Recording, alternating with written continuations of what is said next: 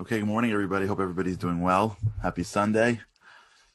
Another week, another opportunity to become who we're supposed to be, to deepen ourselves. Special day today. Today is Mother's Day. For those that are celebrating, everyone should be celebrating, whether or not your country has officially put this on the calendar. But as they say, every day is Mother's Day. But this is the day that is specifically Mother's Day. So for all the moms out there, happy Mother's Day. And for my mother in particular, happy Mother's Day, Mommy. I want to talk a little bit about, today's show is really going to be very much mother-esque, very much something that I think moms stand for, and the type of advice that moms give kids, especially younger kids. We have to start the process and the journey that we're taking together towards really drilling down on how to make the changes that we've been talking about. So for those that are joining us for the first time, thank you. For those that are coming back, thank you. Lots of ways you can watch the show and catch up on previous episodes we'll get to in the back end of this show. And we've been talking a lot about this idea of the mind, getting your mind straight, the sanctuary of your mind. Now, what's really important is to recognize that the goal of one's mind is not only to clean it out and to empower it and to build it into a sanctuary that gives expression to your soul, and not the other way around, right? Your mind is the command center, and the command center will dictate whether or not your body will follow whatever comes at it, almost like a robot that has been conditioned to just sort of roll with whatever's coming at it, whether it's the food that you shouldn't be eating that you just keep on putting into your mouth, or the anger that you shouldn't be feeling even though you're trying to overcome it, or the mind will just be the servant of your soul, be in control of your day, be in control of what has to happen. And we've spent the past few weeks really delving into the mind and how the mind could work. And we've got plenty more to do. But what I want to start to do this week is sort of to go back down. A couple of episodes ago, we spoke about this idea of navigating the rocks. In order to really know where to go, you have to learn how to see big. You have to learn how to have big vision. You can't get stuck in your life. You have to visualize an outcome. You have to train yourself to give yourself the time. And it's hard in the beginning because it feels weird in the beginning. When you live in a very materialistic world, the only thing that feels real are things that you sense, that you can touch. But things that aren't as sensory, like thought, feels less real. But it's not true. There's nothing sensory about the conversation that a mother has with a child for so many of the child's years that really centers around very superficial things. But if you look deeper, it's how they create that bond. Something very real about a relationship, even though much of a relationship really is just thought and speech. It's not the gifts that one gives. The gifts that people give each other sometimes actually masks the deficiencies of the relationship. I can't really talk to you, so let me just buy you something. It's the words, it's the thought. And so when you start to get into this, it's going to feel weird, which is why some people that are listening are doing it and some people aren't. They're just listening to me. Thank you for doing that. But look, they're not actually taking the time to visualize a month from now, a year from now, what they want to look like, what they want to become, the strength they want to show in the face of the adversity that they're currently facing. They sort of know it, but they can't bring themselves to take the time out of their day to see the forest. And we got to work on that, because that's really one of the great arrows that you need to have in your quiver. That's really how great people operate. They're constantly seeing over hills. They're constantly looking at the negativity and seeing what's possible. Even look at this period of time. You have people during this period of time that are just innovating and innovating and innovating, seeing what's possible, quickly, adapting, trying to picture a world where you can't have this, but you can have this, changing things and then revising their lives. And when this all goes back to normal, hopefully it'll go back soon, they're better for it. It's because their minds allowed them, while they were sitting in their homes, to see over the hill. So could yours, if you'll give it the time. And you'll try and you'll practice. And send me questions and feedback if you're struggling. We'll talk about it here. I think this week we'll figure out how to do a Q&A show at some point. But where I want to start to delve in with you this week is this idea of the aggregation of marginal gains.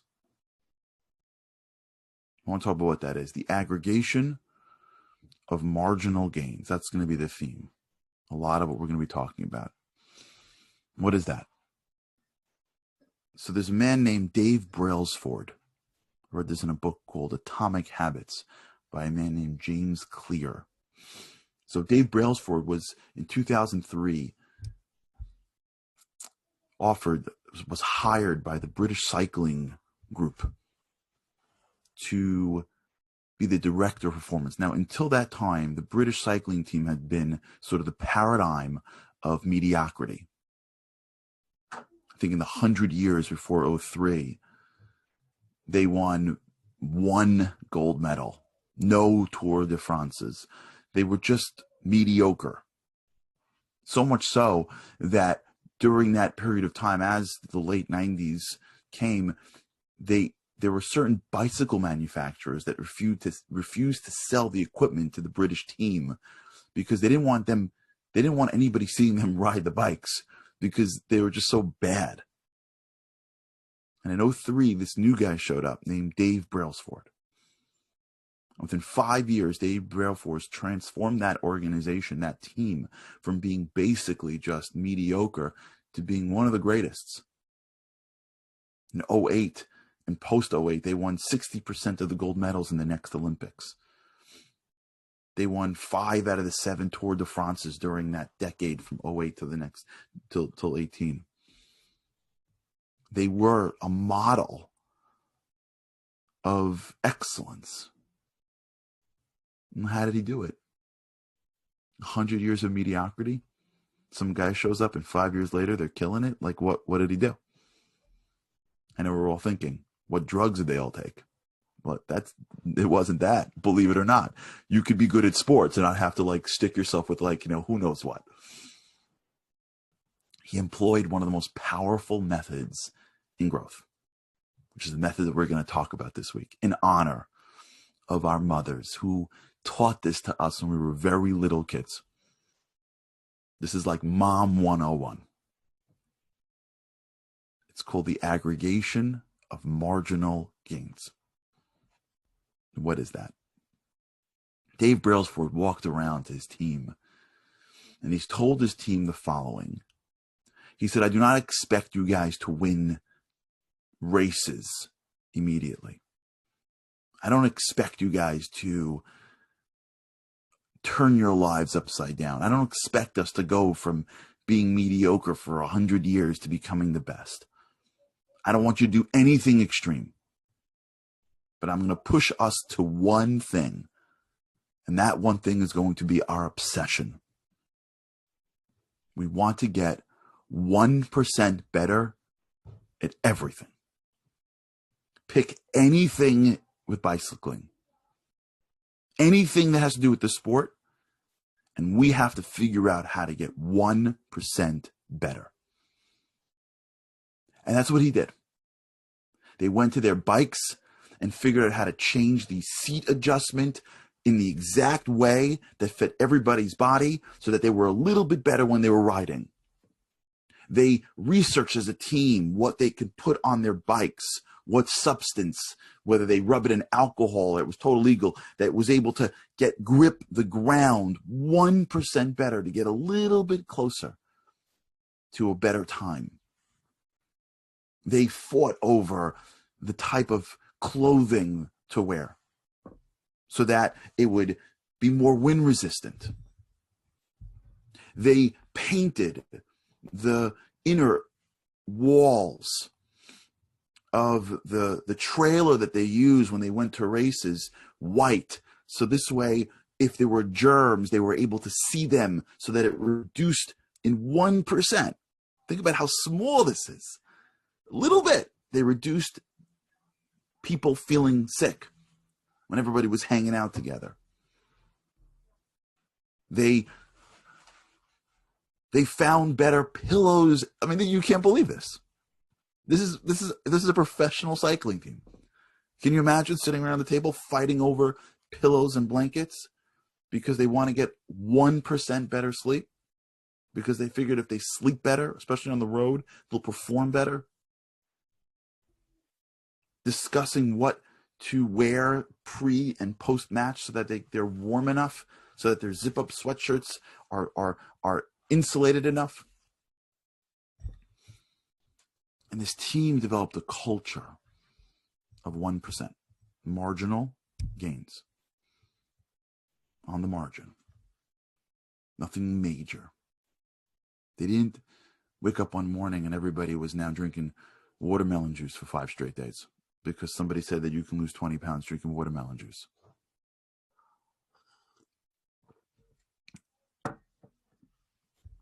Marginal gains, 1%. You know what happens when you keep on doing 1%? There's an aggregation. They aggregate. 1%, another 1%, another 1%, another 1%. You keep on getting 1% better on a real quick clip. You'll be surprised just how those things add up. This is the compounding effect, which we'll hopefully talk about tomorrow. The famous story of the philosopher and the king asking for 1 bit of wheat grain on the checkerboard. We'll talk about that with God's help. But that's the idea. And that's the focus of how we go from big thinkers to navigating rocks. You see, you got to have both, but you got to know where each one goes. We have to be big thinkers. You have to visualize what we want to become. We have to have big goals, because if we don't have big goals, we're not going to get up in the morning. Not in the same way that we're supposed to get up in the morning. If we don't practice time visualizing and seeing big things for us, we allow ourselves to get stuck in the rut of just every day like the same. You ever get that? You ever feel that way? Like you're looking at your week and it's week after week after week, month after month. Even now, by the way, it's like getting into a place where it feels like the weeks are zooming by. Like a couple of months ago, it was like, oh my gosh, like what happened? What are we doing? And every day felt like a month. And now we're like, boom, zooming again. You get that sense where like, you're like looking at a holiday or a birthday or a Mother's Day or whatever it is. And you're like, oh, I remember last one. I remember last one. I remember last one. When you're not proactive, when you're not thinking about bigger things, the world throws things at you, and most of the day it's just getting through the day, and the day sort of zooms by. And we let the world tell us when it's time to grow. And the world tells young people they're supposed to grow exponentially, and as you sort of get older and have more responsibilities, you're supposed to just sort of get through the day. So what big goals do is big goals move us out of that sort of treadmill of life. Day, week, day, week, day, week, the same thing just continues on with the goal of just survival, which, by the way, is a great goal. Baruch Hashem, thank God. But really, it changes that and puts you on a treadmill that goes up because you're striving towards a goal. But once you have that vision, you can't live in the vision. You don't know how to get to the vision. How do you go up to reaching your goals? How do you go up to understanding what do I got to do to reach the things that I know that I can be? Well, the answer then is you got to navigate those rocks. And how do you navigate those rocks? 1%. Or the +1 theory for those that read the book.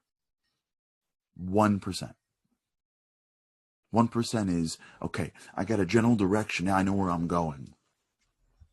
I know what I want to work on. I want to work on my marriage. I want to work on my health. I want to work on my courage. Here's this thing that's always getting in my way. I'm never organized. I'm so sick of having my house a mess. I'm so sick of having my finances a mess. I've always wanted to learn this thing. I've always wanted to be connected to God deeper. I always wanted to, you have that goal. We'll continue talking about how to clarify that big goal through visualization exercises, but just beginning to understand that we've got these big goals. Well, how do we get there? We get there through 1%. We get there by owning the margin, or as for the football fans, owning the line of scrimmage. Short yardage. Just keep moving the ball forward. If you're always in motion getting enough yardage, you'll always just go down the field. Singles for the baseball fans. That's how we do it. You get 1% better every single day. Look at your week this week. Let's do this together. I want you to email me if you'd like. I'm happy to respond to them. At least on the air, on here, on this thing, I'm happy to do it. Charlie at Charlie Harari. If you're listening on any other platform, WhatsApp or whatever, link Instagram or YouTube or Facebook, you can just drop a message there. I'll try to get it. I'll try to get to it during the week. Identify a 1% goal for yourself. 1%. Look at your life. What does 1% better look like? What does 1% better look like for you with regards to health, with regards to relationships, with regards to appreciation of what you have? You want to create a deeper relationship with God? Here's how to start. Be 1% more articulate. Be 1% more appreciative and articulate it to God. Take 1% less things for granted. What does 1% look like? By the way, is that not mom's advice? My mom gave this to me my whole life. You can do this. Just keep on going. Keep on trying. You got this. Keep on going back to school. Keep on trying this. Keep on trying that. That's what moms do. They don't realize they're doing that. They're teaching us the rule of the aggregation of marginal gains.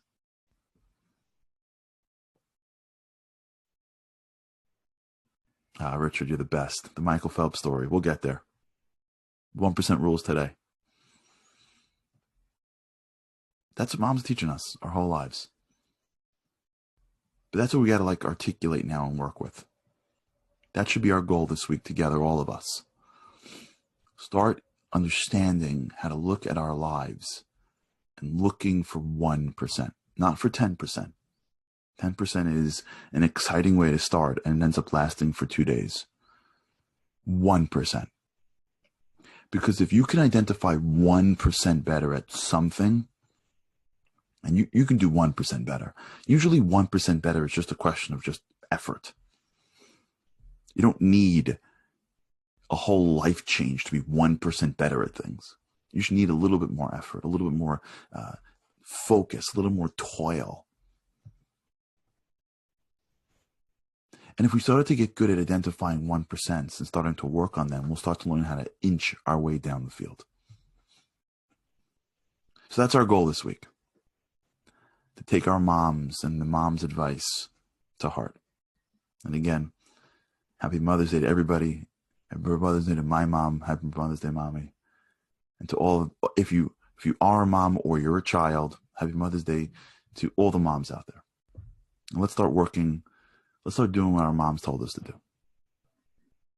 Let's start looking for the 1% in our lives. Every day.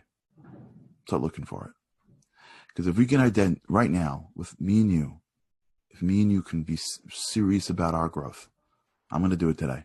I'll tell you, I'll do it today. We'll talk about it tomorrow. But if we can start to identify what I can be 1% better in, and what you can be 1% better in, and we start working for it, we're going to start feeling that real momentum, the momentum of growth, the inspiration of getting a little bit better, that excitement of taking one more step towards that goal. I will talk about this, including Michael Phelps. If you're listening to it right now, there's plenty of ways to join us live. Go to Momentum, their Facebook page for the live stream. You can go to my Facebook page, my Instagram page, or my YouTube for the on demand right after the show's over. Wishing you guys an awesome week. Looking forward to speaking to you with God's help tomorrow. Let's get a little better today and every day afterwards. I know that will really lead us to having the awesome life that each of us knows that we deep, deep, deep down should be living. All right, have an awesome day. Can't wait to speak to you tomorrow with God's help. Thanks for tuning in.